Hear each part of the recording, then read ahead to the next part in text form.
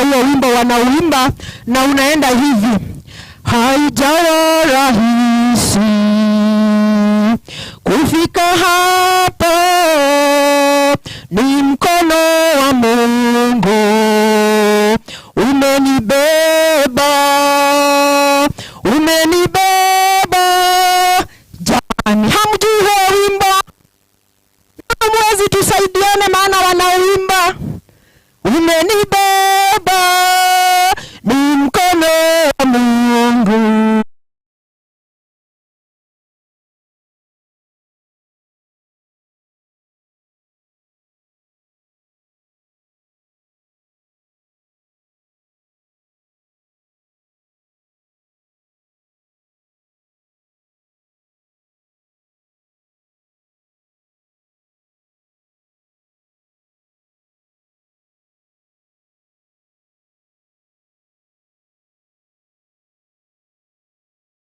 Tulisahaulika sana, na leo sitaki kuwasahau, maana nimepewa tu kibali ya kuongoza hapa. Kuna wake wetu airu athifora weko kwena airu athifora, na tutikwenda kuriganirwo nio ni tondu nio makoragwo guku gwitu ithuĩ twagethire. Sisi tulienda na si ndio wako kwetu, na wakijua tunakuja, unajua huwa wanatoka mbali na mbali, hawaishi huku, wanakuja na kuandaa, na tunafika tunapata makaribisho matamu. Mweko inaama agire, tunawapenda. Asante, asante, asante kabisa. Sini wazuri, si wamebarikiwa. Bwana awatende vizuri.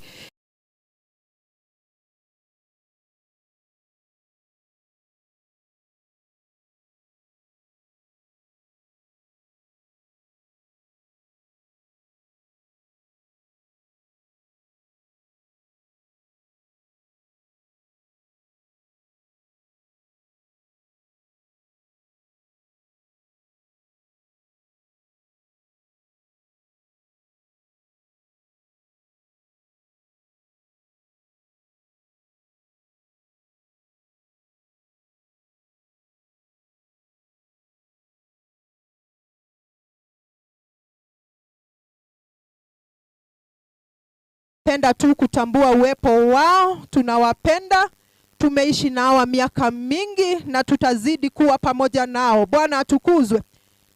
Karibuni, maana mumekuja tushukuru pamoja na nyinyi. Munaheshimika mbele ya kongamano hili. Karibuni tu sana katika jina la Yesu. Amini ya kwamba watatupa introduction yao na itakuwa ya baraka. Karibuni sana.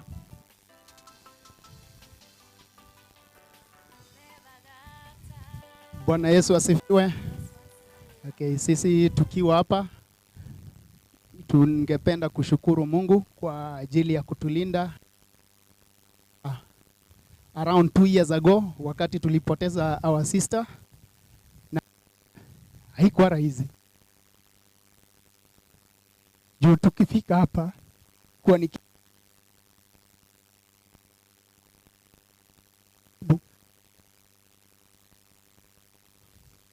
ningependa kuintroduce, first of all, ningependa kuintroduce my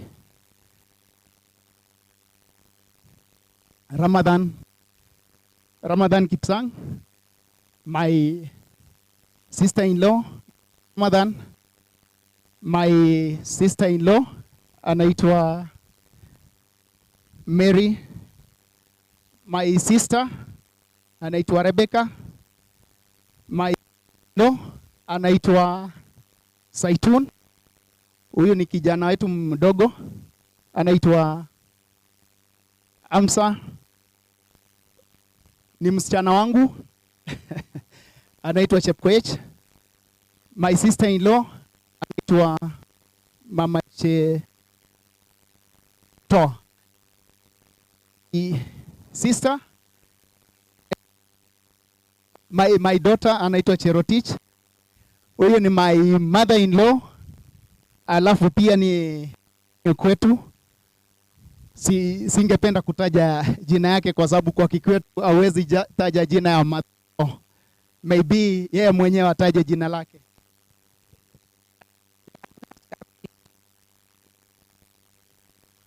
Okay, huyu ni my daughter pia. Huyu ni my daughter. Huyu ni mjukuu. So, ningeweza kumwachia mwenye alikuwa anakaa na my sister the late Zipporah aseme jambo, na naamini mtabarikiwa.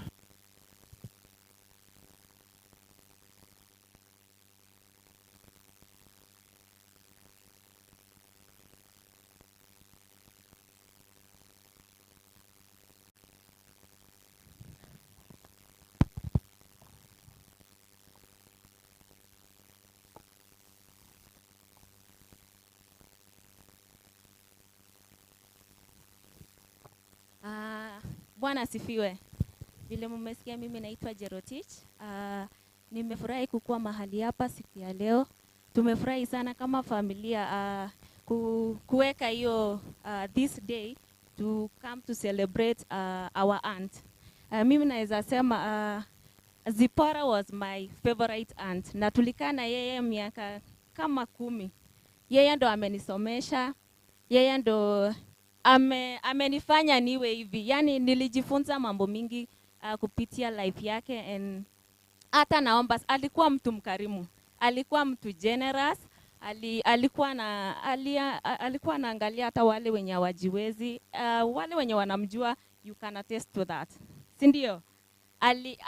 Alitulea mimi binafsi na wengine hapa wenye tulipitia mikono yake. Hata nakumbuka when I was born, nguo yangu ya kwanza mpya kuvaa, nako amepata kazi, ni yeye ndo alininunulia.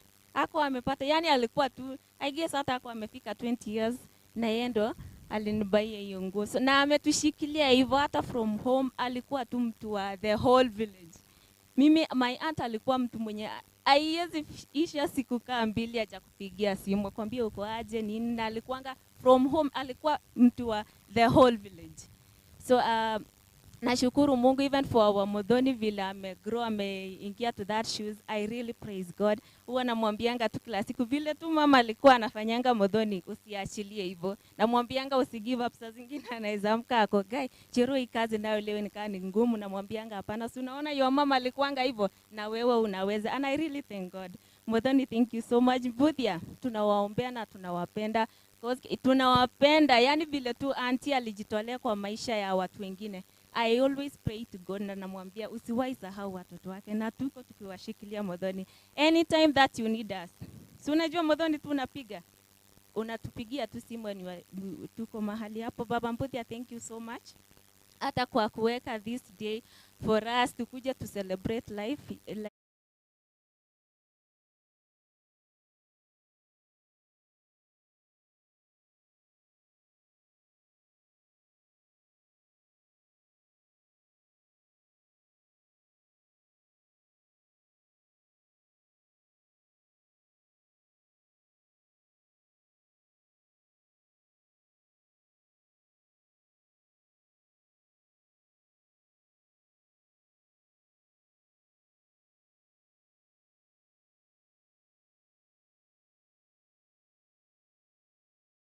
But she was the best. Music wanajifikia kutoka kwake. She was the best.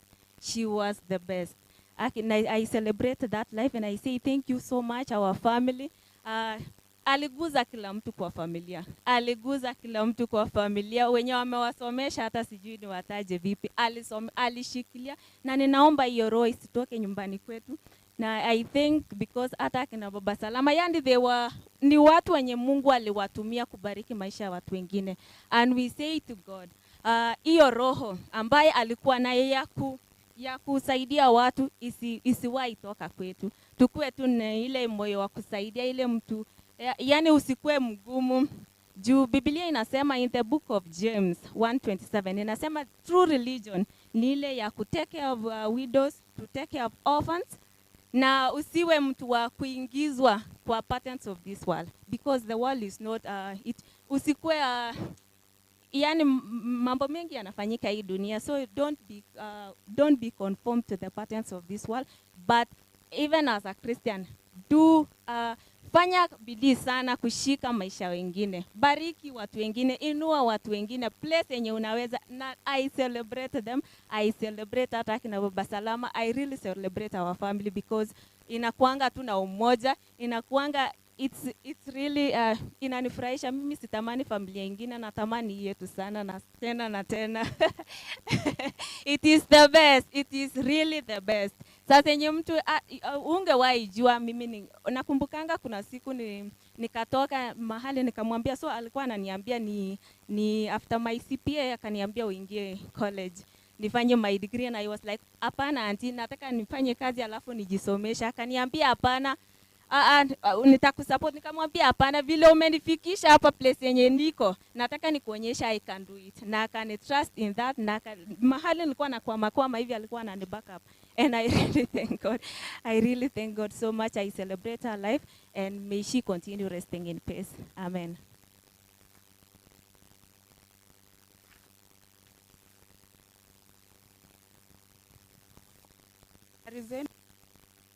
Bwana asifiwe. Hapa tuko leo hapa, kuna furaha mmetualika. Hakika Mungu amefanya makuu kwetu. Tunashukuru sana.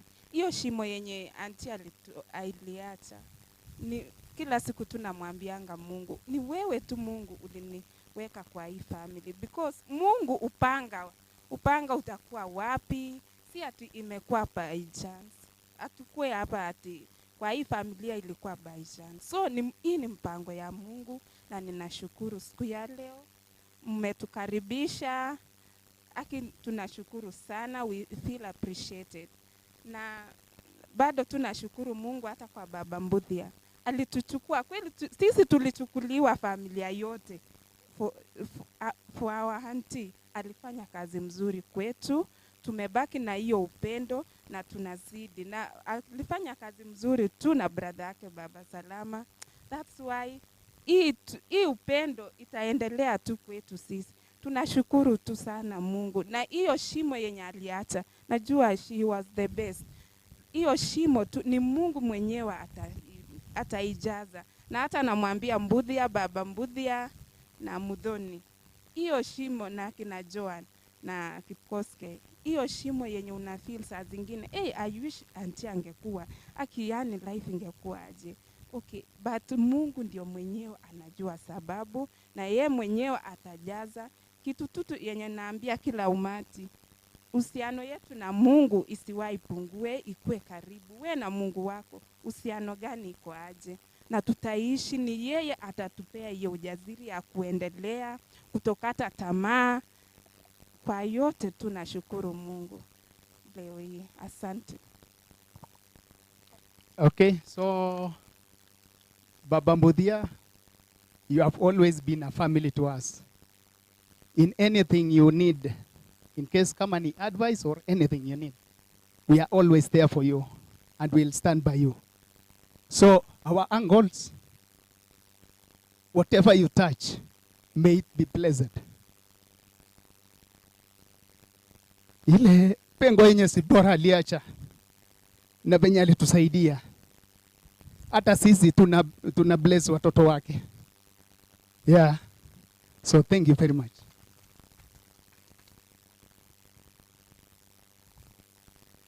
Amen. Asanteni sana. Tuwachapie makofi mazuri. Bwana asifiwe. Jameni, hata hawa wapendwa wako na wimbo ndani ya mioyo yao. Iwapo kuna machozi, ni machozi ya furaha leo, si ndio? Leo ni machozi ya furaha na kushukuru Mungu, maana pia hao wanasema umbali huu imemgharimu Bwana. Bwana atukuzwe. Umbali huu imemgharimu Bwana. Sasa tumefika mahali ambapo ni sensitive sana. Ni kwa sababu katika kila jambo kuna kuwa na key, sivyo? Ego tikoragwo na kaundu kau gekagwo guo. Sasa tuko hapo. Ero cio ngene twakinya hari aho. Sasa tumefika mahali ambapo imefanya tuwe hapa, maana sisi wote ambao tumekuwa hapa mbele tulikuja kuleta ambao ni wenye mambo. Ugikuyu-ini tugaga tukire kurehe aria ene ohoro. Ithe tiguo? Na sasa tunataka tukae makini, tutulie, na ili tuweze kuwakaribisha ambao wamefanya sisi tuwe hapa. Tumewaleta kwa upendo, na sasa hivi ni nafasi ambapo tutamwalika my brother Baba Mbudhia kwa heshima kubwa, maana ana tribute yake kwa ajili ya mwenda zake, mke wake mpendwa Zipporah. Tunaalika hiyo tribute kwa heshima kubwa. Naamini iko tayari, kwa sababu pia wanashukurani pamoja na familia yake kwa sababu ya umbali ambao Bwana amewaleta, na kabisa wakasikia kuna maandishi ambayo wataandika na kusoma mbele zetu na mbele za Bwana kwa sababu ya upendo. Maana wamesema haijakuwa rahisi kufika hapa, ni mkono wa Bwana umewafikisha. Tutaanza na our brother Baba Mbudhia, itafuata na tribute ya Mark Mbudhia, itafuata na tribute ya Margaret Mudhoni, itafuata na tribute ya Alvin. Nakaribisha ambaye ana tribute ya Baba Mbudhia. Jamani, tunangoja sana, maana hiyo ndiyo maana tuko hapa, na ili ya kwamba tukaweza kuwaleta hapa. Karibu katika jina la Yesu. Bwana asifiwe. Mimi ni rafiki ya Mbudhia, mmesikia, naitwa Moses. Ameniambia nimsomee tribute yake kwa the late wife. Imeandikwa kwa Kizungu, I hope kila mtu ata understand, and I will read. Today marks the 2-year anniversary of the day we said our heartbreaking goodbye. A day etched in the deepest recesses of my soul. As I stand here reflecting on the 24 beautiful years we shared together, I am overwhelmed with a flood of emotions, love, gratitude, and profound sadness. You, my dearest wife, were the heart and soul of our family, and your presence continues to resonate with us, even in your absence.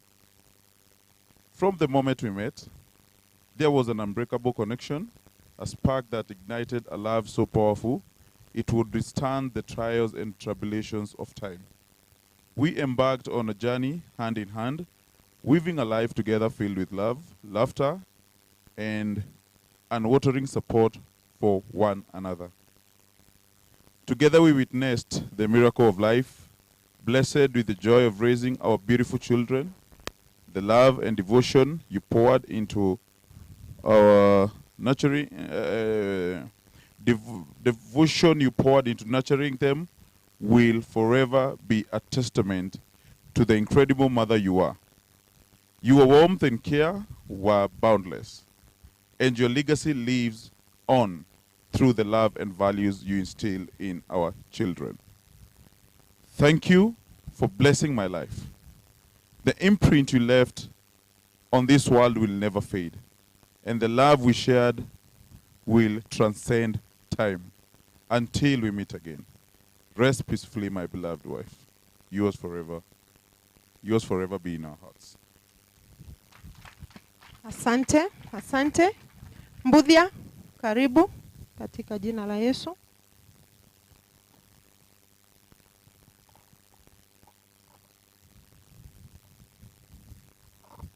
Good afternoon. Mko salama? Nawashukuru kwa kuattend hii occasion leo. Tumekuja kuona mom and watch us some speech. On this solemn occasion of our 2-year anniversary, without her physical presence, I am filled with a profound mix of emotions. 2 years have passed, and yet it feels like only yesterday when she was my side, offering unconditional love, guidance, and warmth. Her absence has left inedible void in my heart, but memory remains a beacon of strength and inspiration. I carry her love and teachings with me every day, cherishing the precious moments we shared and the valuable life lessons she installed in me.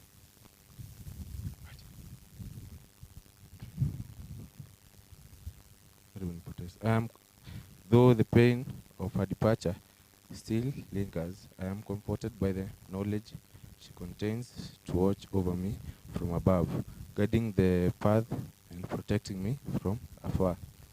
Today, I celebrate only the wonderful mother she was, but also the legacy of love and kindness she left behind, a legacy I strive to carry forward in honor. As I reflect on these 2 years without my beloved mom, I am reminded of countless beautiful memories that she shaped me. Her infections, laughter, warm hugs, and encouraging words have become cherished, treasured that I hold close to my heart. Though the challenges and triumph I have faced since the departure, I come to appreciate the depth of her love and the resilience she installed in me. While her physical presence is irrespectable, her spirit lives on memories we shared and the lives she touched with her unwavering love and compassion.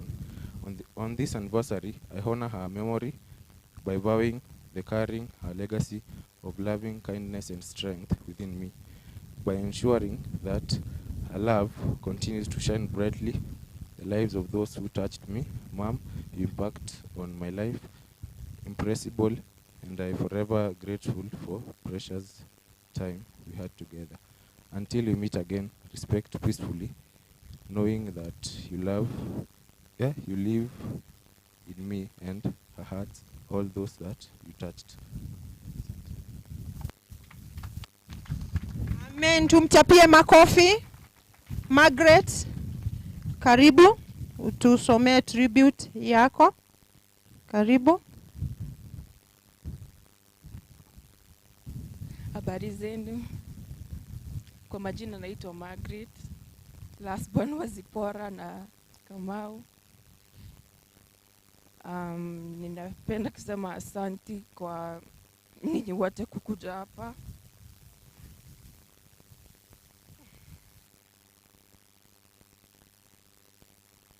On this year to cherry left us not just a mother to me. She was my and my dearest friend. Throughout the trials and tribulations of life, she held my hand with unwavering love and support, always encouraging me to persevere. From the first day of school to the challenges of adulthood, she stood as my pillar of strength, offering wisdom, compassion, and understanding. Her absence leaves an irreplaceable void in my heart, but her legacy lives on in the countless moments of comfort and peace of mind she provides me. Today, I celebrate the beautiful soul she was and forever cherish the profound impact she had on my life. As I reflect on those 2 years without her physical presence, I am reminded of the precious moments we shared and the profound lessons she imparted. Her love was boundless and her selflessness knew no bounds. She taught me the value of resilience and the power of empathy. Even though she may no longer be by my side, her spirit continues to guide and inspire me every day.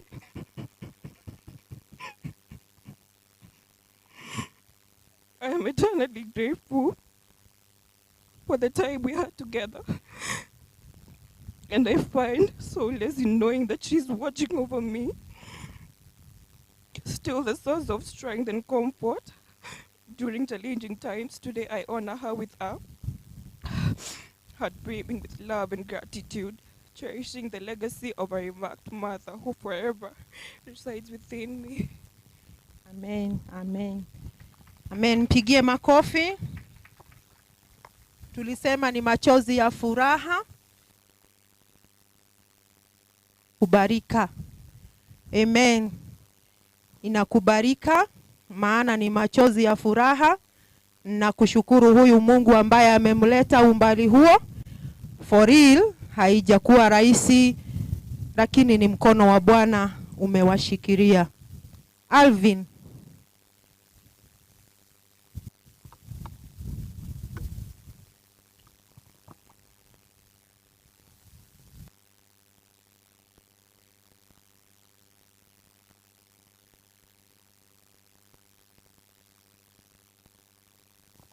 Bwana Yesu asifiwe. Jina langu ni Jenga Mbugwa. Alvin, kuja tu, nitakusaidia. Jitagwo Jega. Huko ni Moshi kwa Mathi. Nitasomea Alvin, tribute to mom. Praise God. My name is Alvin. Naitwa Alvin Koske. Tribute to mom.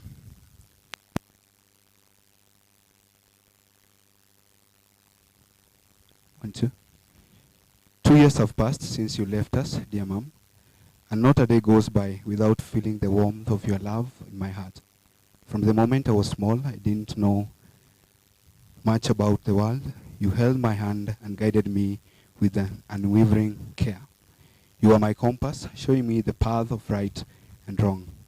With gentle wisdom, your presence was a beacon of light that illuminated even in the darkest corners of my life.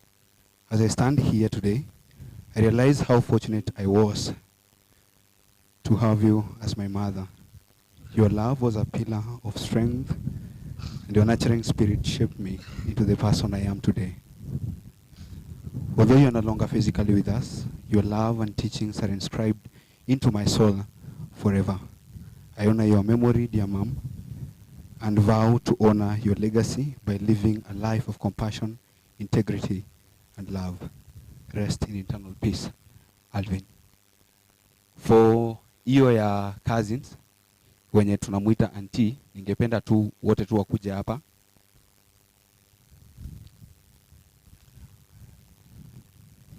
Nyawira, Joyce, simkuje tu.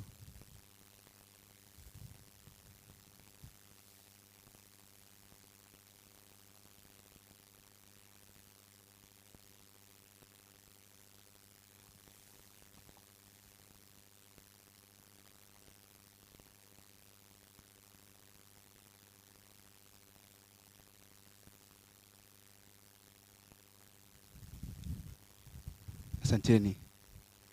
As we reflect the life of Auntie, personally, the work I do today, all the coins that I get today, ni juu ya kenye alinifunza akiwa na uncle. So as we stand here as aunties, wenye tunamuita auntie, we are filled with love and affection, and of course thanksgiving, because it's been real. God has been good to us. We come together in jubilation and happiness to celebrate her life. She touched each and every one of us in different ways, and of course we'll live forever remembering her in our hearts. Thank you.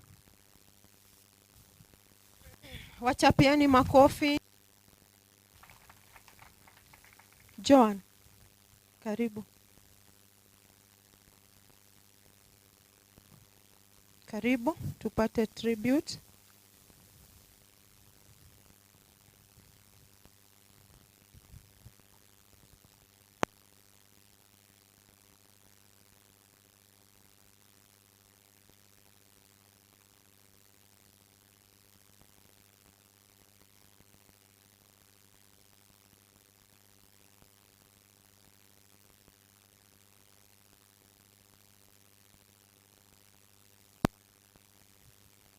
I still remember the sound of your laughter.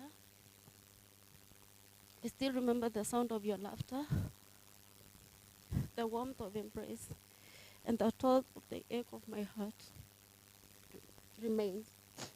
I find a solace in the cherished memories we created together. In the midst of grief, I find comfort in knowing that you are watching over from above, cheering me on as I on through the values you instill in me.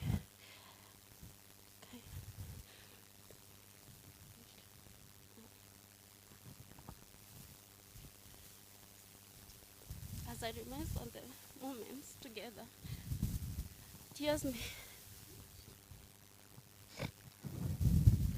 Asante, asante, tumchapie makofi mazuri.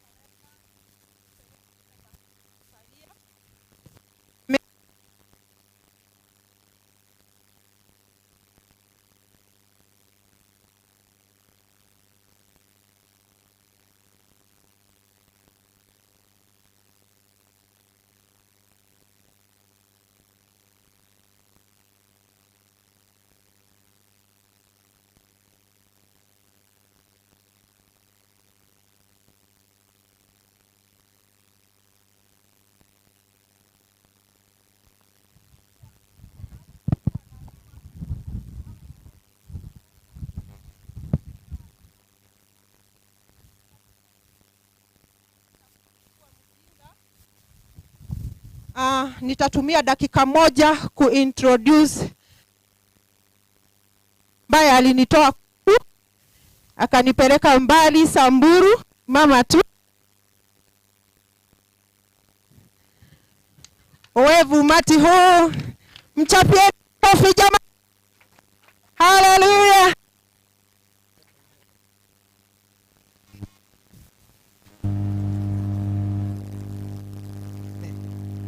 Okay.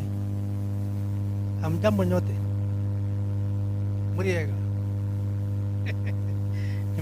Kwa sababu ya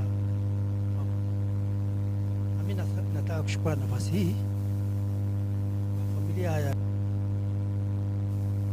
kusema asante sana. Najua yale umepitia na Mungu atakuwa na wewe na ataendelea kuwa na wewe. I know you are very strong man. Unajua sisi tunasema Umasai kama mara 9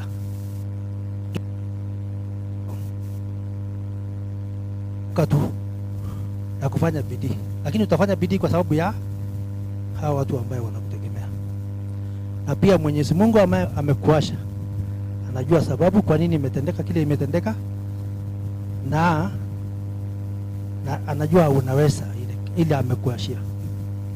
Wanasema you will not be tempted beyond your capacity. So I'm so happy to be in front of you. This is my beloved wife. Na najifunia sana. Wakati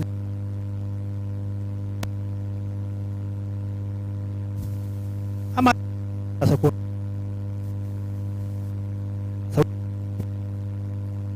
kuna wakati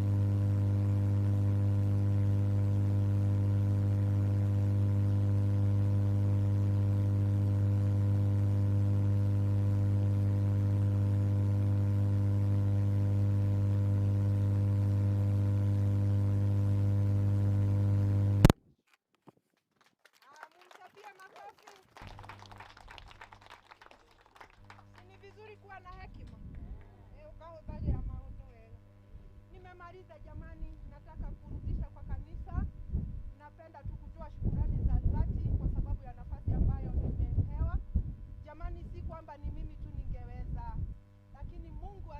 niwe hapa. Apokee utukufu.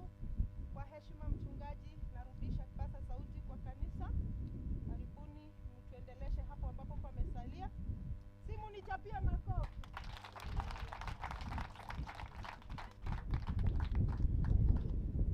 Mwathani arogocwo. Mwathani arogocwo. Niko na furaha kwa sababu ya Bwana, kwa sababu ya siku hii ya leo ambayo Mungu ameifanya kuwepo, na sisi pia Mungu akatutengea wakati huu. Mwathani arogocwo. Najua wengi wetu hatukuwa na mpango tutakuwa hapa siku ya leo, lakini katika mpango wa Mungu alijua siku ya leo tutakutana hapa kwa sababu ya kusudi lake. Mwathani arogocwo. Ũndũ ũcio nĩ ndĩracokeria Ngai ngatho nyingĩ mũno nĩ ũndũ wa gũtũhe kibali kĩu. Mwathani arogocwo. Koguo tujisikie tuko mahali ambapo panafaa, wakati ambao unafaa, ni kwa sababu Mungu ametutengea wakati huu. Mwathani arogocwo. Ningeomba tu kwa unyenyekevu wenu kabla ya kanisa tujaanza, kwa sababu tuko na chief. Mwathani arogocwo. Ameambiwa tu asalimiane. Na wakati tuko na serikali wanatuhakikishia usalama. Kũngiumĩra wothe no tũngĩhoka tũgitĩre. Gĩti cifu. Na rĩu ningĩ no wega tũmenyithie itũũra ũrĩa rĩikarĩte, nĩgetha tũmenye bũrũri ũrĩa ũreka atĩa. Nĩngwendaga tu ndĩmũhe kanya kau tu agwete ũndũ, nĩ tondũ twĩ haha nĩ tondũ nĩ thirikari. Mwathani arogocwo. Karibu.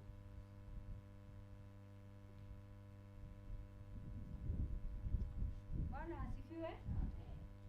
Bwana asifiwe. Naitwa Gladys wa Jiko Gishuru, na ningetaka kuchukua nafasi hii kukaribisha wageni wote ambao wametutembelea siku ya leo, kurudisha shukrani pamoja na familia ya Baba Muthoni sababu ya vile Mungu alitenda, na nimefurahia Baba Muthoni sababu kama mnenaji mwenye amekuwa hapo mbeleni, kama ni yeye angekuwa, kama ni wengine wangekuwa wametawanya hawa watoto, hakuna mwenye angekuwa nyumbani. Kwa hiyo Baba Muthoni, endelea kushikilia watoto hawa kama vile uliwashikilia wakati mlikuwa na bibi yako. Asante sana. Alafu kwa wakaaji wa kijiji, nitatune on to Inoro. Aikari itura riri reke ijuga itura tiri thaka, to ni kuri andu maraiya ikenge ciene. Tau rucini uruhorirwo ni mugithi wi haya Rugongo secondary-ini, na njira ikenge ciake ni njie hamwe na theri ingĩ gatinangio, na njĩra ndĩmwĩre atĩrĩ andũ itũra rĩrĩ amũhe ciumia 2, ũrĩa wĩirĩte thĩ gĩkĩ na atinangia na akoiye ikĩngĩ acokie. Nĩ mũrathikĩrĩria? Na cia gũcokio ũrĩa egwĩka itũra nĩ rĩkũraramĩka. Koguo tafadhali mũthi mwaina arĩa mũngĩcira maiyĩte na mata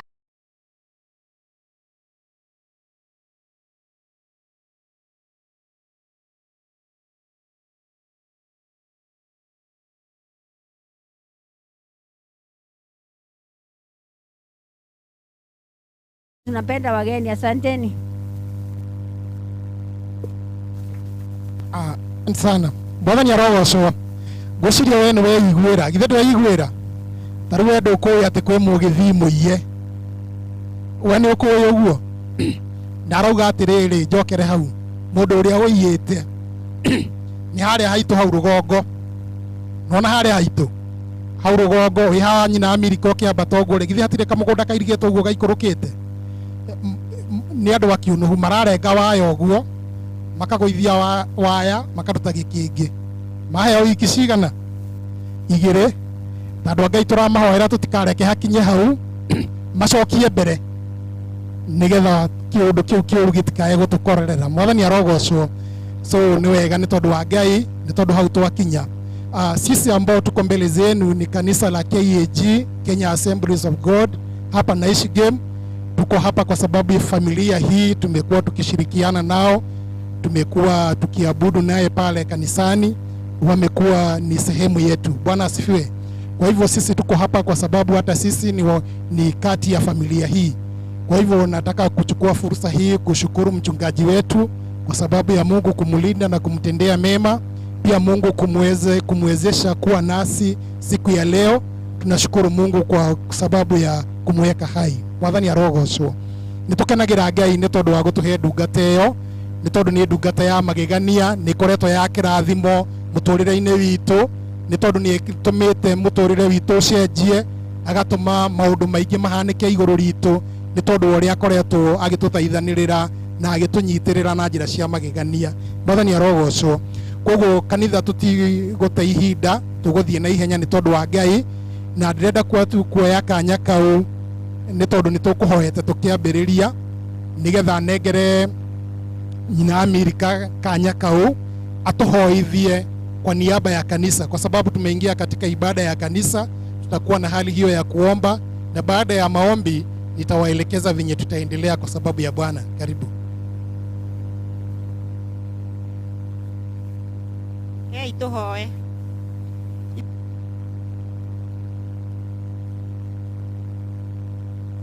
Ngatho na muhera turagucokeria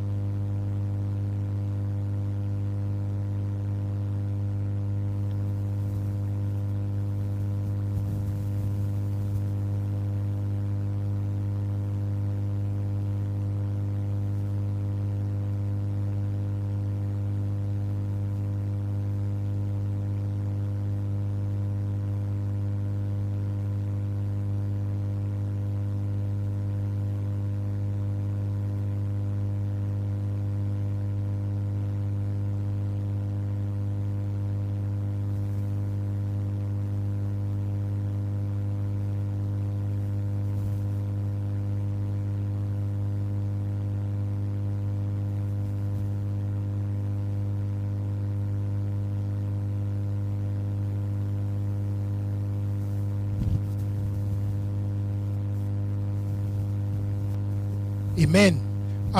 Sisi kama kanisa wakati huu nataka sisi wote tuinuke, ni kwa sababu tutakuwa na kipindi cha kumsifu Bwana. Ni kwa sababu kipindi hicho kinakuwa cha Njoroge agaturathima na agatwika maundu mega. Kila mmoja ainuke mahali alipo ili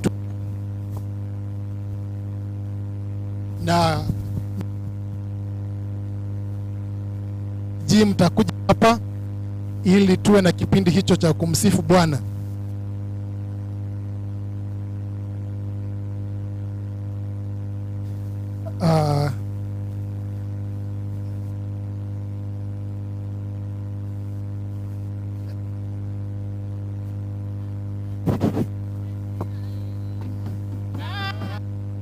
Mungu na heri yaku na aliye kama Mungu aliye kama Mungu ila hakuna jemedari kama Mungu wa Israeli. Mungu kuna Mungu wa Israeli na aliye kama Mungu hakuna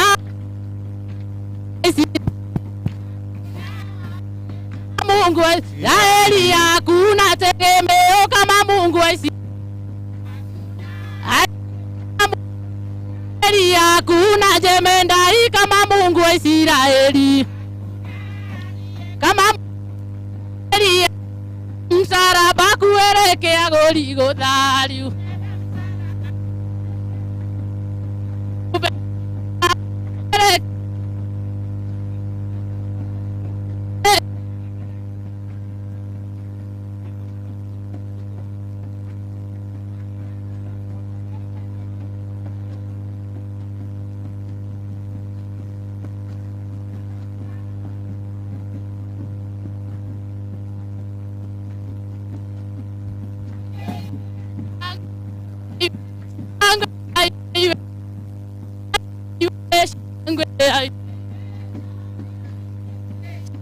na iwe kwa kusifu na iwe shangwe na iwe shangwe na iwe kwa wazee na iwe shangwe na iwe Baba naomba tutembe na wewe milele, naomba nitembe na wewe, safari ni ndefu, naomba tutembe na wewe milele, naomba nitembe na wewe, siwezi peke yangu, naomba nitembe na wewe milele, naomba nitembe na wewe, safari ni ndefu, naomba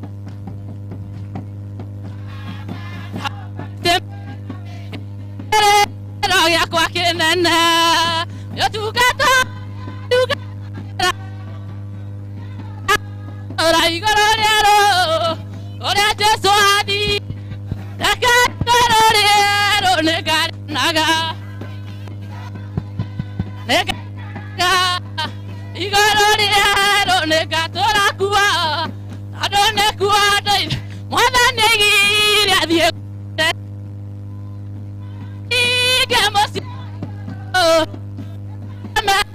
okay, Jehovah, na Jehovah gatora, ne kare onaga,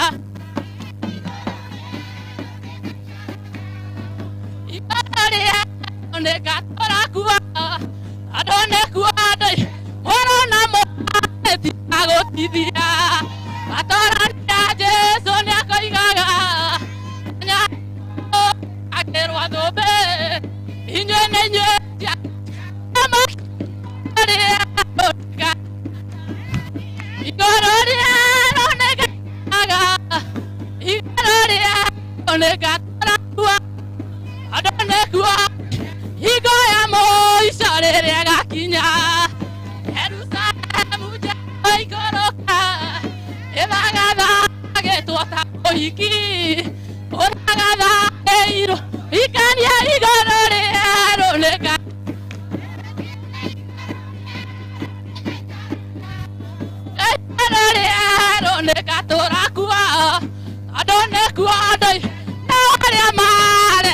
Mwadhani como tira y cara tu ama nyuma tira naga ye ikore ore amatuga tayera igorore rone gare na rone kai karaga igorore rone gatora kuwa adone kuwa da ya duga na moare tigago tibia atora dia Jesu Imo me kagero sobe Yene Yesu anasia Makigorore Yendi igorore Adone kaikar Igorore Adone gatora kuwa Adone kuwa doira duka Ane mwana ke wanyedine Etware ake Jesu moro wakai Akejera kwa kademo ikere Kimona kaya kwa toke Nane koye Ele anya tine ona tena magi Le anya tine ole adata Yekiu oke Jesu Ye nako Nago aduma dalioro Roke yore dumana Ila jodo rajera digama kede ho Yana Jesu ake Nangwa tani Ne aja tine ona tena magi Ne aja tine Ikekiu makwe Jesu kebire Nago tokatana Koje kerire Tata Akenya nagereni ejira Aoha nakia jetere Ine Jesu soketo inokane kodie Eanya diriana de namag Eanya diriana datarie Jesu kebie Nago tere kiene Ona jare wako edeka Mamwere na goro Akejo ya nake akamaguta Emona goro ya kwa toke jana Kodie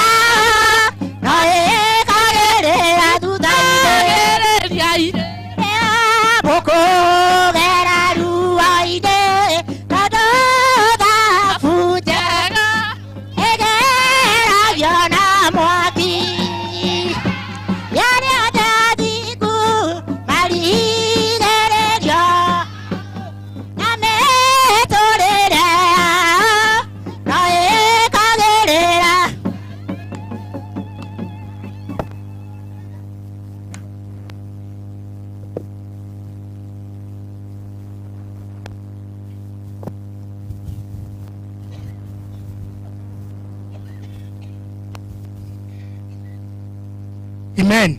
Mwadhani ya roho waswa.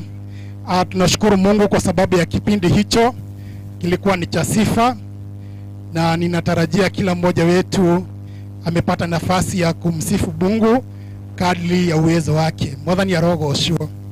Na ninaomba kama wewe hukupata nafasi labda ya kumsifu, tunaweza toa nafasi hiyo kwa sababu yako.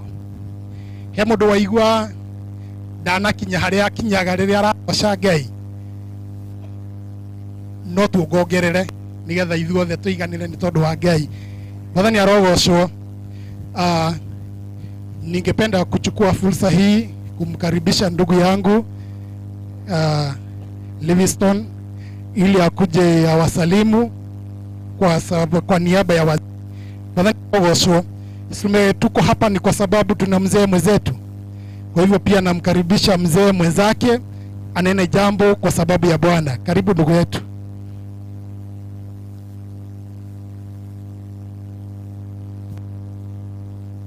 God, salimiana hivyo kwa ajili ya Bwana. Bwana asifiwe. Kwa majina yangu naitwa Livingston Njoroge na wa Njoroge. Bwana asifiwe. Wanjiko ndiye yule, na Njoroge pia alitutangulia, alienda. Bwana wetu asifiwe sana. So sometimes mambo kama haya kitendeka, mtu mwenye ashawahi guswa anajuaga. Bwana wetu asifiwe sana. Our dad left us like I think 12 years ago. 13. Bwana wetu asifiwe sana. Na wacha nikwambie, ukiwachwa inategemea sana mzazi mwenye umewachiwa. Bwana wetu asifiwe sana. So kama mzazi mwenye umewachiwa hata kuwa na nguvu ya kutoa mwongozo, familia inafanya nini? Bwana wetu asifiwe sana. Lakini we thank God, pia sisi tumesimama na pia wale watasimama. Bwana wetu asifiwe sana. Na hata wamesimama. Si ni kweli? Bwana wetu asifiwe sana. Pia tunashukuru kwa ajili ya ndugu yetu kwa sababu ya sifa ambazo zipo. Bwana wetu asifiwe sana. Lekaite mwire, it is true. Turi undu muritu ta muthee gutigo. Bwana wetu asifiwe sana. Najua mama wakiwachwa nginya ciana ni cieciragia na ihenya muno no guthi guikara cũcũ wao. Mi sana. No muthee atigwo iguaga riu no mangihotana na baba. Bwana wetu asifiwe sana. So most of the times mzee akiwachwa ile pengo inakuwa ngumu sana. Bwana wetu asifiwe sana. Kwa sababu unajua sisi wazee tumezoea ukitoka kazi ugakora mburi nĩ cingĩririo, maũndũ nĩ mabange, maĩ nĩ mahiũhie k. Lakini unajua mwanamke anaendelea na hizo story. Si ni kweli? Kwa hivyo tunashukuru Mungu kwa sababu ni akiheta our brother that courage, na tunazidi kumuombea ili Mungu aendelee kumuinua. Bwana wetu asifiwe sana. Kwa hivyo tunashiriki na mama yake na tunashukuru na watu wengine wa familia ile. Bwana wetu asifiwe sana. Kwa hivyo tugacokeria Ngai ngatho, na nĩ wega maithori macio na makirira makiuma nĩ mega muno. Bwana wetu asifiwe sana. Makinyukithagia mũndũ ikinya rĩrĩkũ rĩu rĩngĩ. Bwana na tuti kuri andu hard na nĩ kuri andu angĩ so emotional. Bwana wetu asifiwe sana. Ta mũthuri ũngĩ tũgũikaranitie nake harĩa, we angĩona mũndũ ũngĩ akirira immediately ajagia Wow. Bwana wetu asifiwe sana. Na ndakorwo ndero yo atiriri. Riu ucio muiretu ucio ni imo angania. Kwendete ni kurarira. Bwana wetu asifiwe sana. Riu oyo amuri oyo kumora amuri atiriri. Kayo rarira. Ngirora ri jamba iririte. Bwana wetu asifiwe sana. Kwe andu emotional na ndukana tuire mundu. Bwana wetu asifiwe sana. Niki undu gikaga atia? Ithuĩ twatuĩkire so hard kuma rĩrĩa mũthee akuire, tondũ tũtietĩkĩtie mũndũ akaribata ĩyo no ahurũke. No rĩrĩa ahurũkire ngĩtĩkia kumbe kila mtu anaweza huro, na nĩkĩo ndĩmwĩraga live this life expecting anything can happen. Any report no yũke. Ũgakoragwo na ngoro cigana ĩyo ya kawaida na ĩngĩ nene ina shock atĩ ona riboti ũngĩũka yothe handũ ha kũhaica pressure rĩ wĩihenya gwĩtĩkĩra. Mũtikĩrathimwo nĩ Ngai, na twenderee kũhoera family no, twenderee kũhoera ciana ici, na gũtirĩ ũndũ encouraging ta ũcio atĩ ona gwathiĩ ũrĩa gwathiĩ atĩ he mwana ũngĩhota kũingĩra kuendelesha jambo ambalo wewe ulikuwa unalifanya. Bwana wetu asifiwe sana. Hiyo ni jambo la maana sana. Kwa hivyo tuwaombee, na tunajua Mungu ataendelea kuwatenda mema. Mbarikiwe sana. Amen. Pia nawe ubarikiwa na Bwana. Mwathani arogoco. Huyo ndugu wetu amekuwa baraka pia pale kwetu kanisani, ni kwa sababu amekuwa akishikilia mchungaji sana. Mwathani arogoco. Maundu mothe ti hindi ciothe tugire makoragwo memega. Koguo mũrũ wa ithe witũ nĩ akoretwo e wa kĩrathimo mũno kũrĩ ithuĩ nĩ tondũ wa huduma ĩrĩa akoretwo anyitĩrĩire hamwe na ndungata ya Ngai. Mwathani arogocwo. Kwa hivyo na mshukuru Mungu ni kwa sababu ya wema wake. Pia nimearifiwa ya kwamba tuko na wageni ambao walikuwa wametoka wa kanisa pale Mzee wa Nyama. Bwana asifiwe. Na kwa sababu hawakusimama wakati familia ilisimamishwa, tungewaomba tu nafasi hii iwe yao ili waje hapa watusalimu, na agikorwo no mahote kugoca Ngai ri tumahe kanya kau ni tondu wa Ngai. Mwathani arogocwo. Tunawaomba tu.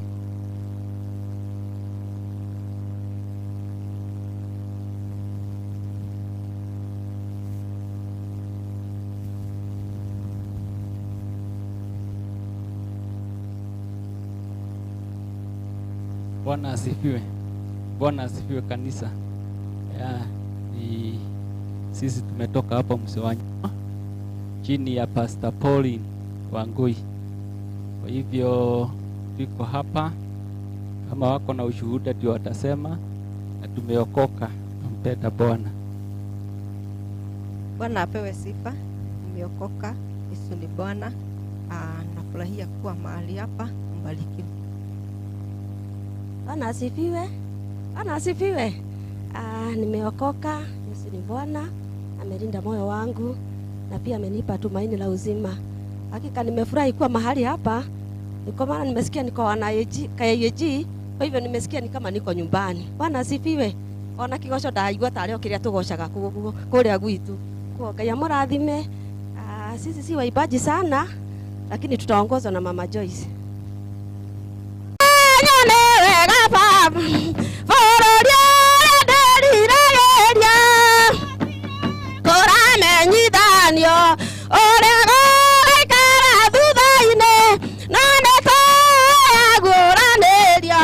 Tukana na ke Jesu utiere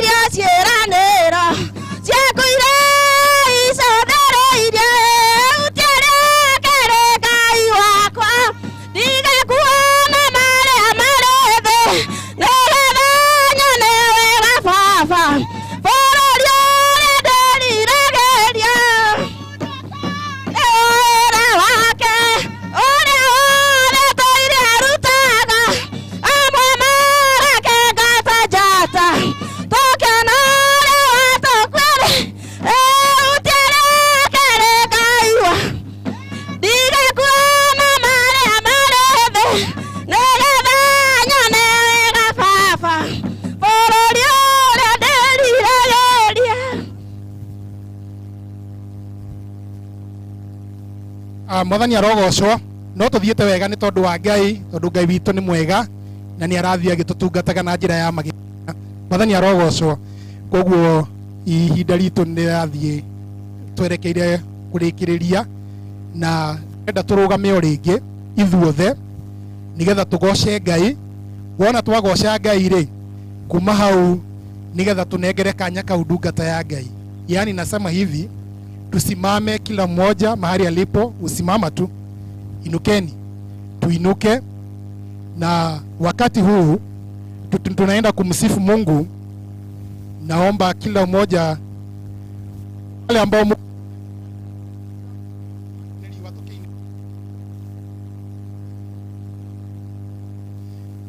riu ndirenda ona wewe hama-ini ri ume haha uheanirio ithuothe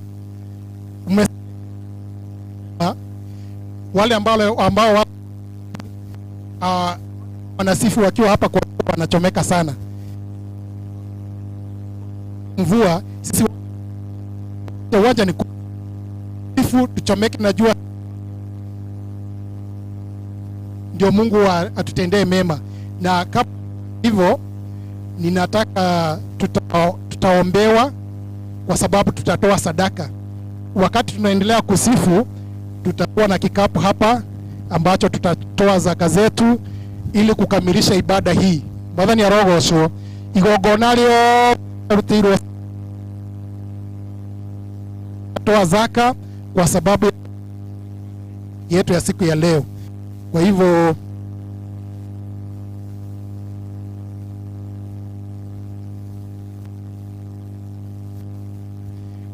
Kwa hivyo nataka nimpatie Robert aombe kwa sababu ya zaka ili tuingie kwa kusifu.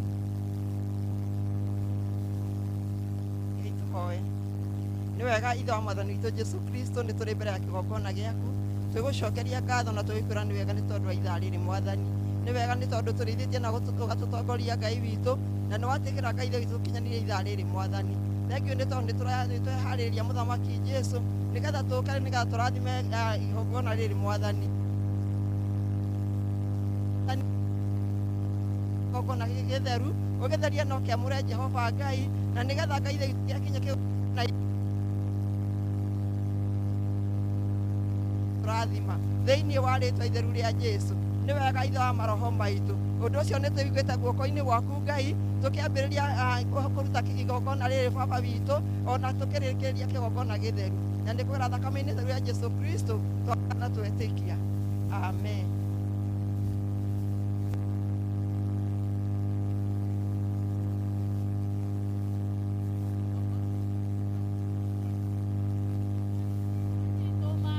Wathi wakwa nĩ ũndũ ũningĩ ũra kuma hĩndĩ ciothe nĩoka rũwe ima no amũkĩra icio kuma thĩinĩ wakwa nĩnguonete wĩ mwega Jesu gĩambara rĩu ũmũthĩ na rũciũ nginya ciana ngora rĩmwe ndingĩtigĩra ngaigua guoya roho rĩa wakeire ndongoragia ngona nyitĩte guoko ngamĩrĩria mũkĩra icio kuma nini-inĩ wakwa nĩnguonete wĩ mwega Jesu gĩambara rĩu ũmũthĩ na rũciũ nginya tene ndungata wayu mĩrimũ arĩme nagĩ akĩgeria mwĩrĩ wake aida yake ndaigana gũgũtirika one amũkĩra icio kuma nini-inĩ wakwa nĩnguonete wĩ mwega Jesu gĩambara rĩu ũmũthĩ na rũciũ nginya tene cũthĩrĩria one ngoma araiga tũtingĩtoria ekũigua mĩrimũ mĩingĩ akare agĩcace ekũigua guo toria kĩra kuma nini-inĩ wakwa nĩnguonete wĩ mwega Jesu gĩambara rĩu ũmũthĩ na rucio nginya tene takwa matigire aragotire no mo eng'ethe aragia na meheo ta Judasi atene wadigire wea na mukira icio umanini-inĩ wakwa nĩguone mwega Jesu kĩambarare rĩu ũmũthĩ na rũcio nginya tene ndirĩ na ũndũ ngũkiuga ciamane nĩ ũkaringa gĩciana athuri ũkamanokia atumia anake na airĩtu goco mukĩra icio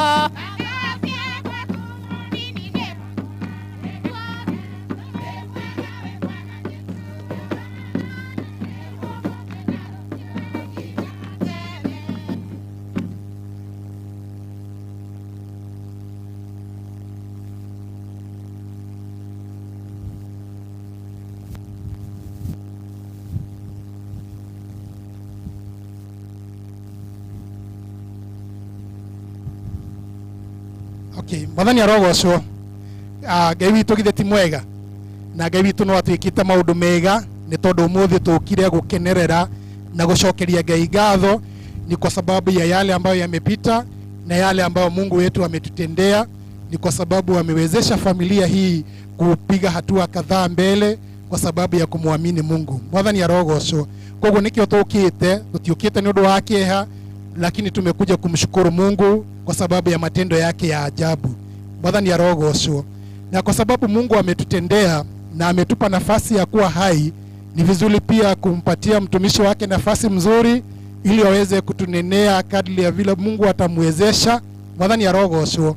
Nĩ tondũ ndungata mũitĩrĩrie maguta wa Ngai hamwe na ithuĩ nigetha arie torĩa Ngai witũ akũmũhotithia.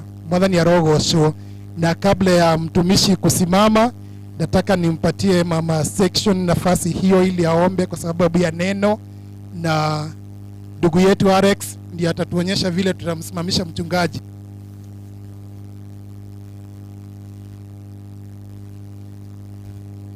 Acheni tushukuru. Baba, katika jina la Yesu Kristo tumenyenyekea mbele zako jioni ya leo. Tunakushukuru, tunakuinua, tunasema ni asanti Bwana. Maana siku ya leo umeifanya na umeiandaa kwa ajili yetu Bwana, na ili tuje mahali hapa ili tukushukuru na tukuinue Mwokozi.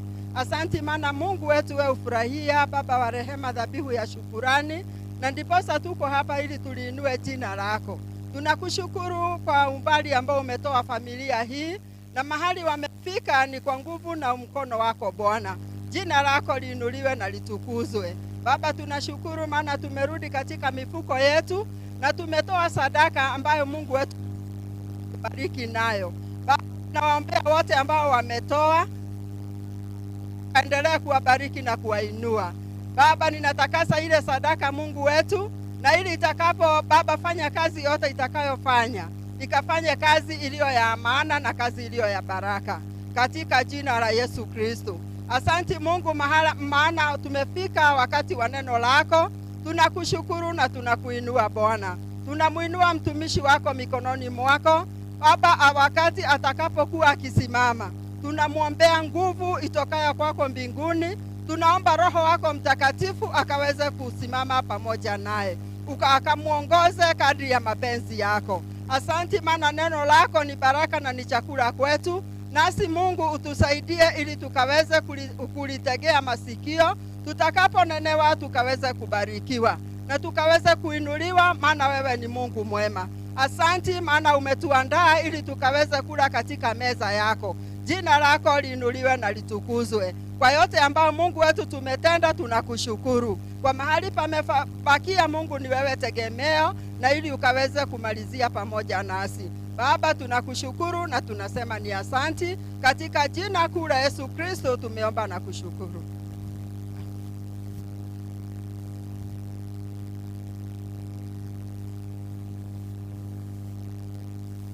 Praise God. Bwana asifiwe. Najua ni wakati mzuri, ni kwa sababu ya kumwamsha mtumishi wa Mungu. Bwana asifiwe. Na kuna kitu moja nataka nikuhakikishie. Ati mtumishi wa Mungu huaga achukui dakika hizo nyingi. Bwana asifiwe. Kwa hivyo changu mimi nitakuomba wewe ulipo hapo unyamaze. Praise God. Wewe kahida tu unyamaze dakika hizo chache. Bwana asifiwe. Usikize neno la Mungu, ni kwa sababu ni la maana. Bwana asifiwe. Nataka tumuamshe mtumishi wa Mungu kwa njia ya makofi. Bwana asifiwe. Tutaanzia 5 4 3 2 1. Bwana asifiwe. Na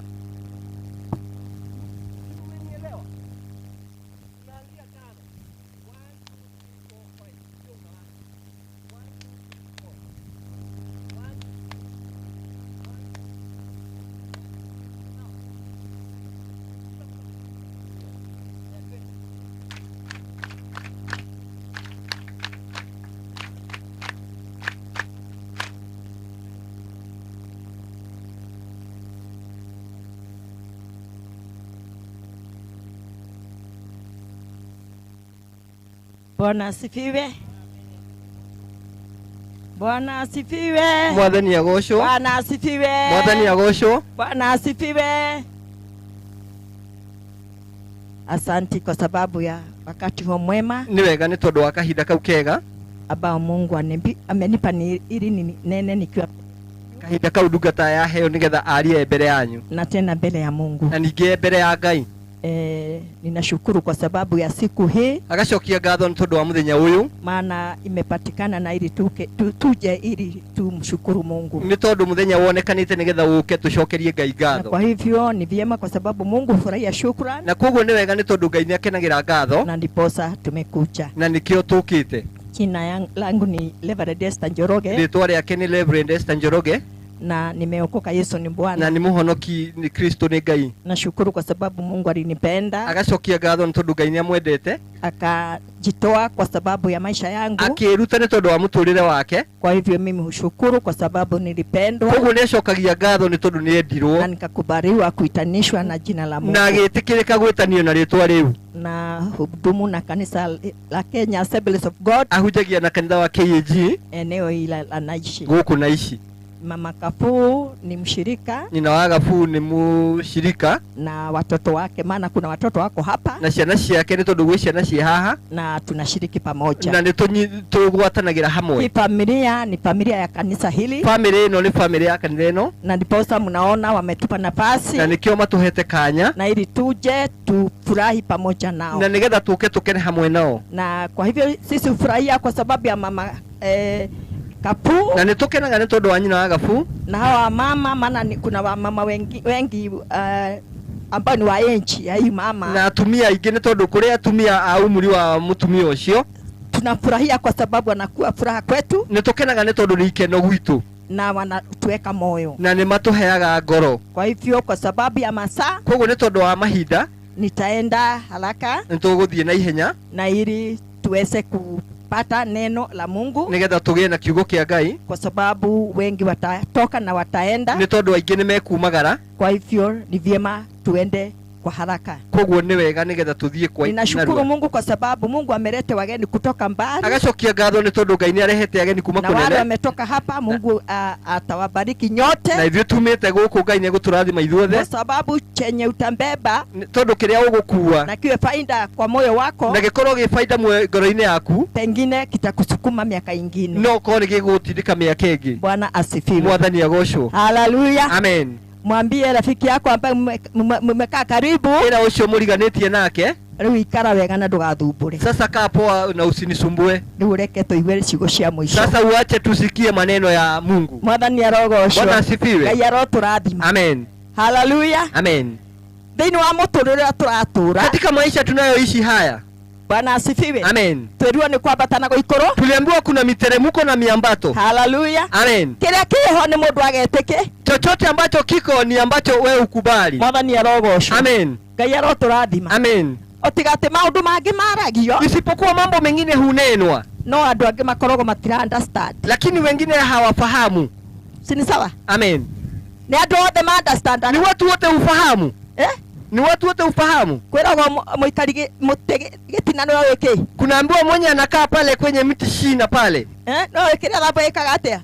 Pale ndiye ujue yule mdudu ukula nini. Ruo no ruiguanirwo. Uchungu wewe unaweza sikia wangu. Aigua ruo rwa mundu uria ungi. Huwezi hisi uchungu wa mwenzako. Hallelujah. Amen. Oguo o mundu ihinda riake. Kwa sababu hiyo kila binadamu ana wakati wake. Bwana atukuzwe. Amen. Kayero turathi. Amen. Hallelujah. Amen. Kabondo kaka ndiko kana kararira. Huyu kijana ndiye anaambiwa analia. Huyu. Bwana asifiwe. Amen. Kayero gosho. Amen. No kiuga wega ni ariraga. Hata ukisema mazuri machozi yangu iko karibu. Na tari mikiha hete.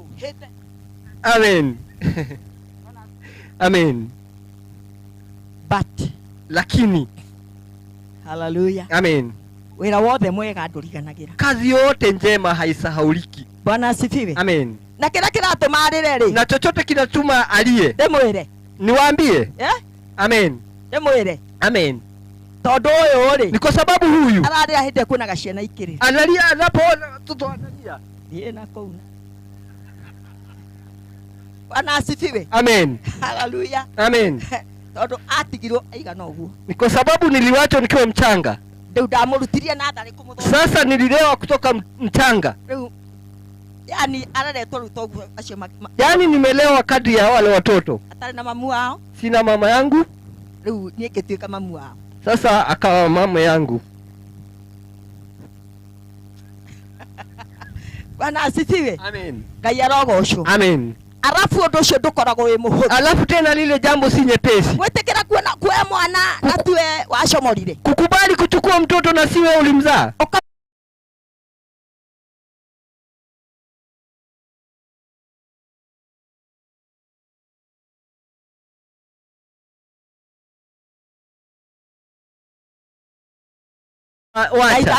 Mungu hata wawacha. Mwathani arogocwo. Bwana asifiwe. Ngai aroturathi. Amen. Hallelujah. Amen. Bwana asifiwe. Amen. Ngai arogocwo.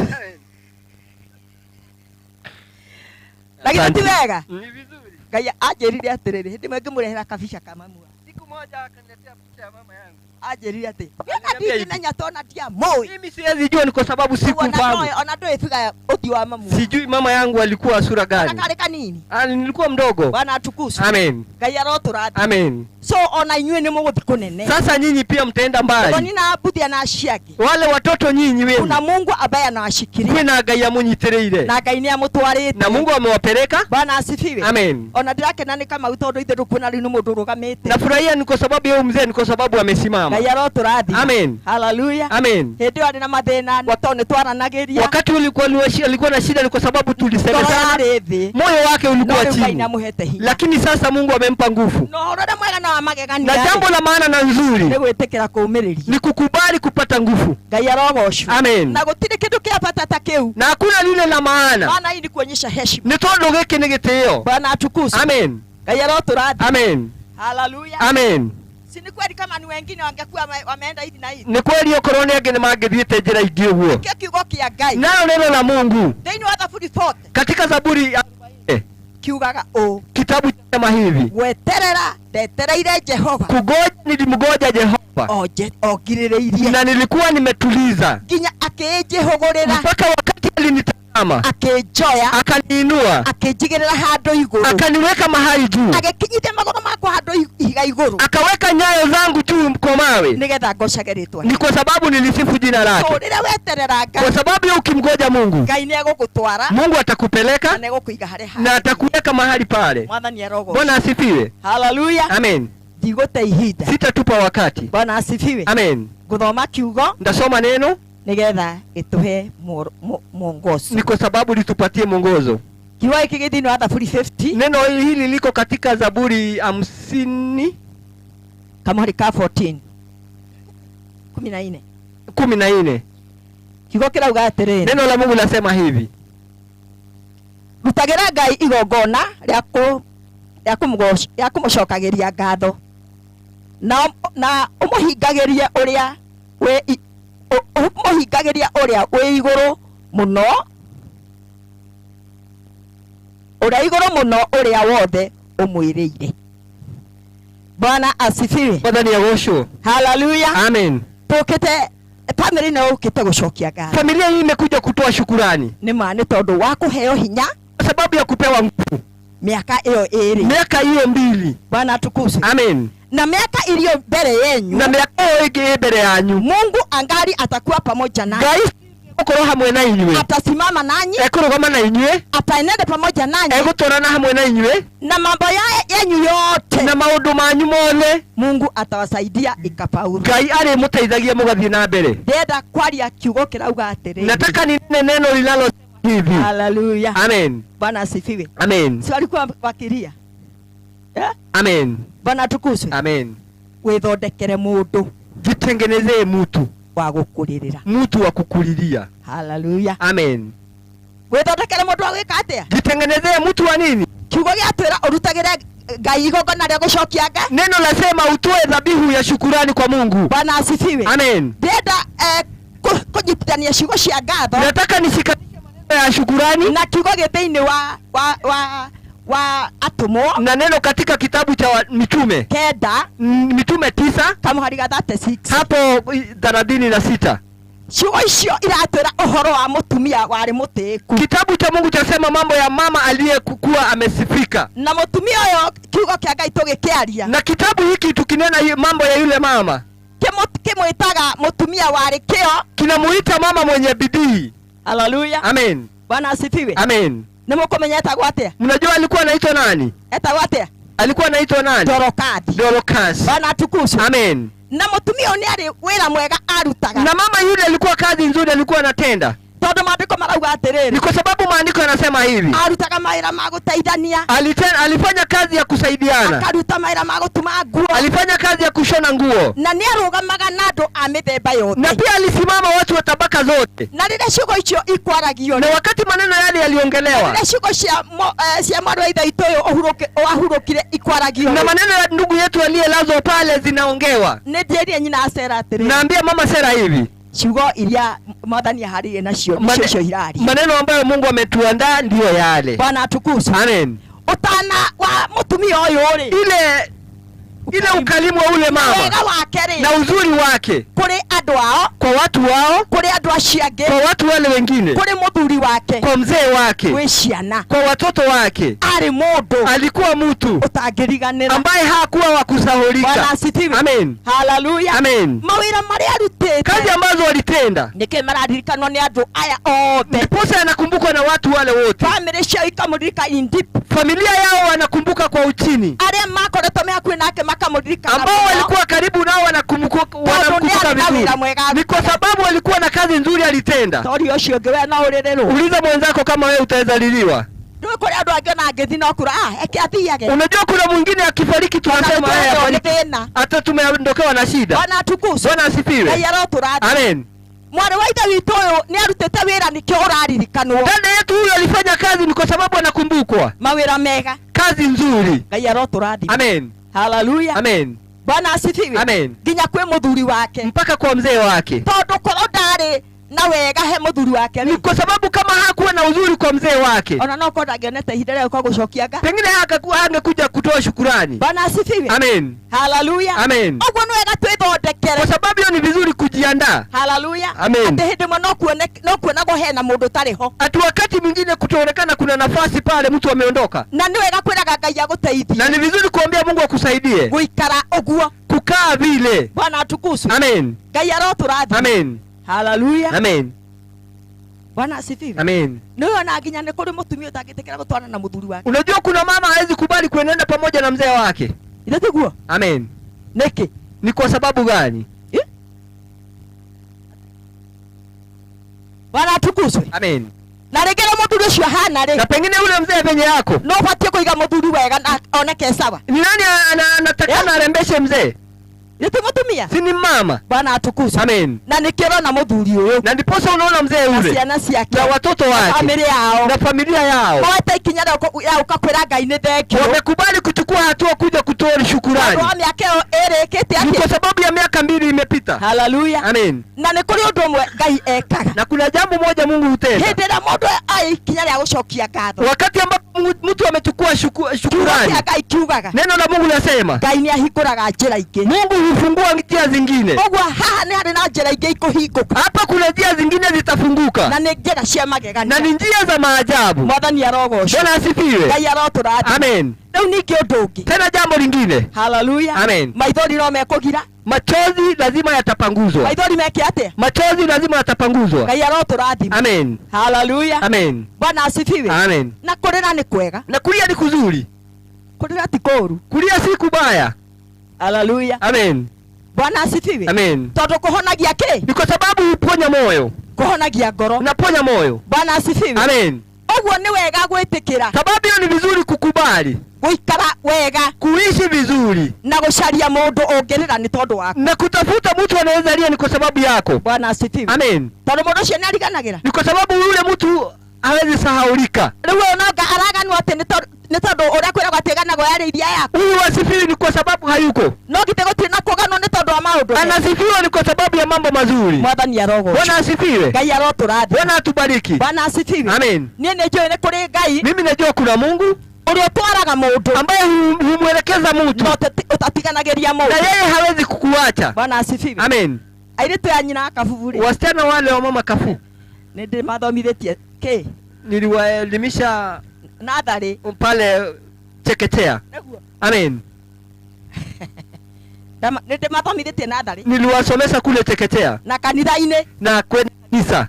Tukomathomithia. Niliwasomesha me yuthi wakiwa wanarika. Bwana atukuzwe. Amen. Hallelujah. Amen.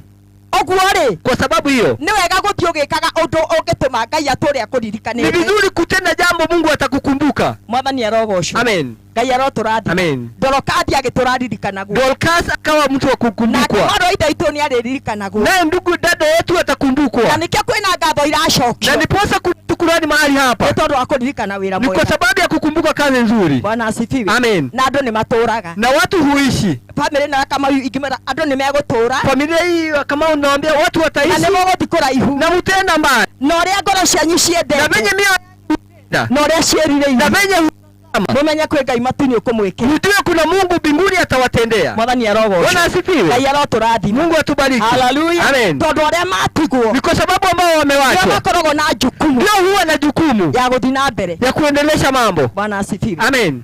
Hallelujah. Amen. Ethe gutiga mwana kwa auga baba one ya matigire. Kijana amesema baba yake aliwaacha. Bwana atukuzwe. Amen. Na Ngai ni atumaga andu mathi na mbere. Na Mungu hutuma watu waendelee. Hallelujah. Amen. Ni kuma ndatigwo ni muthuri wakwa ri ore mwaka wa 10 natangia maafa hiyo ni miaka 13. 13. Miaka 13. So ni menyete kiratu gya gutigwo. Kwa sababu anajua kiatu ya kuachwa, kiratu gya gustwago nigetha mukire, kiatu ya kusukumana ndipo sababu muamuke, kiratu na gya kuonania ni nginya weheria hakiri ciakwa aga kwimenya, kitabu ya kiatu ya kwa sababu uondoe jua nigetha uhote guthi na mbere. Ni kwa sababu endelee. Mwathani arogocwo. Bwana asifiwe. Ngai aroturathima. Bwana tubariki. Na inyuĩ nĩ ndamenya Ngai ekumutwara kuraihu. Na nyinyi najua Mungu atawapeleka umbali. Na kĩrĩa Ngai amuthondekeire. Na ambacho Mungu amwelea. No nginya amuhingie. Lazima atimishie. Na nginya gĩkinyanĩre. Na lazima itatimilika. Mwathani arogocwo. Bwana asifiwe. We na wewe haha utahota onaga ta gũtangĩhotekeka. Na wewe huko hapa unaonekana kama hauwezi. Menya kwĩ Ngai matu-inĩ. Jua kuna Mungu mbinguni. Tondũ maũndũ macio magĩkĩka korwo wakĩmenya. Ni kwa sababu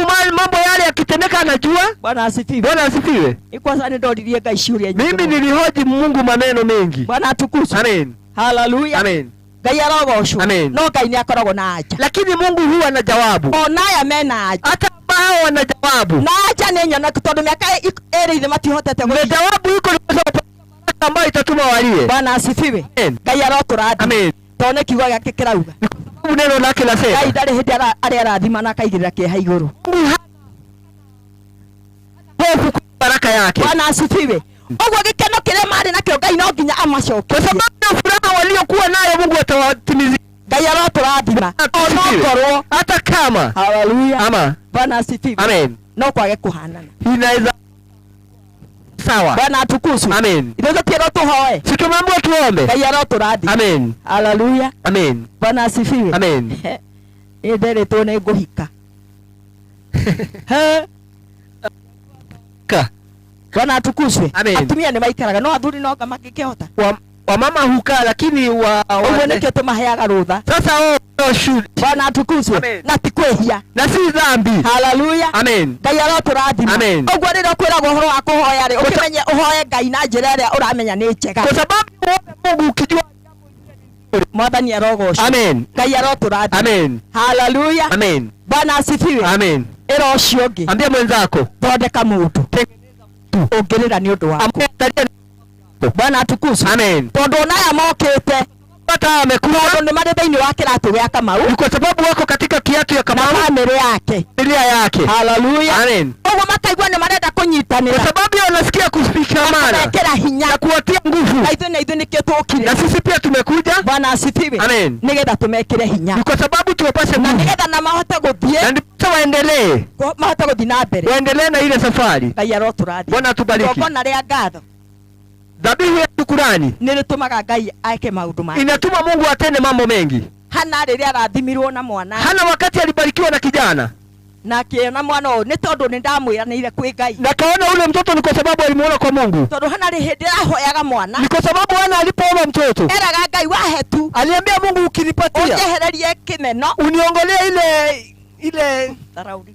Ile dharau. Na gwĩtagwo tata. Na kuitwa ile tasa. Uhe tu mwana. Unipe tu mtoto. Weherie ũhoro ũcio wa tata. Utoe ule mambo ya tasa. Na nini nĩngamũnengera na mimi nitakupatia wewe. Bwana asifiwe. Amen. Hana rĩrĩa aheirwo mwana. Hana alipopewa ule mtoto. Akiona ni maana gũthiĩ kũhikia ule. Akaona ni vizuri ataenda atimilize ile ahadi. Mũcokia kwa Ngai. Akamrudisha kwa Mungu. Akimutwara kĩgongona. Akampeleka kwenye madhabahu. Acokie ngatho. Arudishe shukrani. Bwana asifiwe. Amen. Na maandĩko matwĩraga thutha wa kuma kũu na agĩcoka gwake. Na kitabu chasema baada ya kutoka Ngai nĩamũheire ciana ingĩ. Mungu alimpa watoto wengine. Koguo Ngai nĩabuataga maũndũ macio. Kwa sababu ya Mungu hufuata yale mambo. Na akarũmĩrĩria kĩrathi. Na anafuatisha baraka. Mwathani arogwo. Bwana asifiwe. Ngai arotũrathima. Bwana atubariki. Hallelujah. Amen. Nĩ wega nawe ũgĩe na hinya. Ni vizuri nawe upate nguvu. Hĩndĩ wĩ mathĩna-inĩ ũkagĩa na hinya. Wakati uko kwenye dhiki unapata nguvu. Hĩndĩ wĩ gĩkeno-inĩ ũkemenyerera. Wakati uko kwenye furaha unajichunga. Nĩ tondũ maũndũ mothe nĩ marabatara guoko kwa Ngai. Ni kwa sababu yale mambo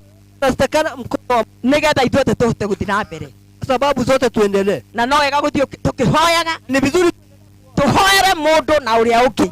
Binadamu na mwenzake. Tondũ mũndũ wothe wĩna nyama ici. Ni kwa sababu mtu wote wenye yini nyama. Hĩndĩ mathĩna na mathĩngĩthĩ moka. Wakati shida zimemkumba. Mwĩrĩ ũyũ nĩ ũrĩ guoya. Mwili huu upata na shida. Na nĩ ũremagwo nĩ gwĩtiria. Na inashindwa kuweza kana kuhotana ama kushinda. So nĩ tondũ mwĩrĩ nĩ wa ũhoro ũcio rĩ. Ni kwa sababu mwili huu ni wa yale mambo. Mũndũ atũraga nĩ tondũ wa kũnyitĩrĩrwo. Na mtu huishi ni kwa sababu ya kushikiliwa. Na kuoya moko na igũrũ. Na kuinuliwa juu. Ũguo eka ituane moko na igũrũ. Kwa sababu yo tuinuane. Tuoye family na igũrũ. Tuinue ile familia tu. Tumaririkanage mũthenya na ũtukũ. Tukumbuke kila siku. Na nĩgetha nake Ngai oke matu. Na ndiposa Mungu pia akuje wainue. Nĩ tondũ nĩ mwĩhokeku. Ni kwa sababu ni wa dhamana. Mwathani arogocwo. Bwana asifiwe. Ngai arotũrathima. Bwana asifiwe. Hallelujah. Amen. Bwana asifiwe. Amen. Ĩra ũcio ũngĩ. Ambia mwenzako. Nĩ waigua. Umesikia. Uthondeke. Usitengeneze. Mũndũ ũngĩigua thĩna ngoro. Mtu mwenye anaweza sikia shida moyo. Aigue nĩarenda gũgũkua. Ama kweli anasikia anaweza kukubeba. Na mũthenya wa mũthitũ titemea twĩna andũ tũrabatara kũnyita. Na siku leo tuna watu tunastahili kubeba. Mwathani arogocwo. Amen. Na nĩ kũrĩ ũndũ ũmwe njũĩ. Jambo moja analijua. Mwathani nĩ arĩ ngacibũ yake. Mungu ana handkerchief yake. Ĩrĩa okaga akagiria andũ ake maithori. Ambayo yeye hupanguza machozi na watu wake. Magatuĩka nĩ mahore. Wanakuwa watu wa kutuliza. Mwathani arogocwo. Bwana asifiwe. Ngai arotũrathima. Ngai atuĩke maũndũ mega. Na wega Ngai ũtũigane. Na tuhane ndorokathi. Na tukae kama kas. Bwana atukuzwe. Amen. Eka ituĩkage maũndũ mega. Wacha tutende mambo mazuri. Eka itũtugane. Wacha tuwe hekima. Wĩcirie ũcio ũngĩ. Wewe tazama ũcio ũngĩ tha. Amen. Bwana atukuzwe. Hurumia mwenzako. Hallelujah. Amen. Hĩndĩ ĩrĩa mũndũ ethĩ muoye. Wakati mtu wako chini muinue. Hallelujah. Nĩ tondũ ũcio nĩguo Ngai. Ni kwa sababu huyo ndiye Mungu. Ngai arotũrathima. Amen. Na Ngai atuĩke maũndũ. Na Mungu atutendee mambo mazuri. Na Mungu awabariki na kũmũtuga na kuwatendea mazuri. Na kũmwĩka wega. Na kuwatendea mema. Tondũ nĩ mwĩhokeku. Ni kwa sababu ni wa maana. Mwathani arogocwo. Bwana asifiwe. Eka itũhoe. Let's pray. Baba wito, kwa sababu ya neema na uwepo wako Baba wetu, tumenja mbele ya uso wako kusema ni asante. Amen.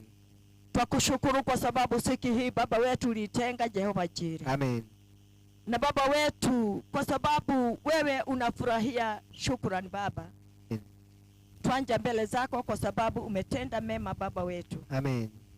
Umeandaa hii familia Baba wetu kwa sababu ya kusema ni asante. Amen. Wamepitia barabara ya miaka miwili Baba wetu na wameona mkono wako na nguvu zako. Amen. Umewashikilia Baba wetu na diposa waliona ni vyema kuja kusema ni asante. Amen. Na kwa hivyo Baba wetu, kwa sababu wafurahia shukrani. Amen. Nasi twaja mbele zako Jehova Jire. Amen. Na ili upokee shukrani hizi Baba. Amen. Na kwa sababu na njia nyingi ambayo waweza andaa Baba. Amen. Wajua Baba wetu na waelewa Mungu wa majeshi. Amen. Chenye Baba wetu wanahitaji. Amen. Chenye Baba wetu wanakuomba. Amen. Na kwa hivyo Baba wetu, naomba ukawanyosha mkono wako na baraka zilizo za maajabu. Baba wetu, ni asanti kwa sababu umewapa nguvu. Jehova, umewezesha Baba wetu hata kuendeleza kazi zao. Amen. Na hata kazi ambayo iliyoacha Baba wetu hukukubalia Baba wetu ianguke. Amen. Kwa hivyo tusema ni asanti Jehova. Amen. Sindi kuyainua na kutenda maajabu. Sindi kuwaweka katika neema na mkono wako. Amen. Wasingira na damu yako Baba wetu, maana ina nguvu na uwezo. Amen. Jina lako litukuzwe. Amen. Na sasa Baba wetu, tuwaomba tukijua ya kwamba wakati umepewa shukrani. Amen. Waweza tenda maajabu. Amen. Jehova, hata hizi shukrani Baba. Amen. Siweza fungua mbingu. Amen. Na utupe mvua. Amen. Jina lako litukuzwe. Amen. Na wabarikisha wapendwa wote. Amen. Waliokuwa Baba waliokuja katika haya makao. Amen. Wote Baba wetu uwabariki. Amen. Hata nao Baba wetu, maana wamekuwa washuhuda. Amen. Baba wetu, kwa ajili ya shukrani hizi Baba wetu. Amen. Naomba hata nao ukawabariki. Amen. Washughulikie Baba wa majeshi. Amen. Kwa sababu ya maisha yao Baba. Amen. Kwa sababu ya nyumba zao Baba. Amen. Kwa sababu ya biashara zao Baba wetu. Amen. Kwa sababu ya watoto wao Baba. Amen. Kwa sababu ya wake na hata wazee Baba. Amen. Kwote Baba yetu upite. Amen. Na ili utende maajabu. Amen. Twahitaji baraka zako. Amen. Kwa hivyo Baba wetu, nyosha mkono wako. Amen. Ili ukatenda maajabu. Amen. Asante kwa ajili ya neno lako. Amen. Tusaidie Baba wetu. Amen. Wakati Baba wetu wakati hatutakuwako Baba wetu. Amen. Ama wakati tuko Jehova Jire. Amen. Tuwe na watu ambao wanalia kwa sababu ya vitendo zetu. Amen. Kwa sababu ya yale yote Baba yetu ambayo tumetenda ambayo inafaa mbele yako. Amen. Tusaidie kuwa na huruma kwa wanyonge. Amen. Na hata wale Baba wetu hana nguvu. Amen. Jina lako litukuzwe. Amen. Twasema ni asante kwa sababu umepokea zile shukrani. Amen. Na utazidi kuchukua Baba. Amen. Kwa sababu wewe wasikiliza. Amen. Nasi twanyenyekea tukisema ni asante. Amen. Uinuliwe Baba wetu. Amen. Na utukuke. Amen. Na ni katika jina lako takatifu kuomba na hata kuamini. Amen. Amen.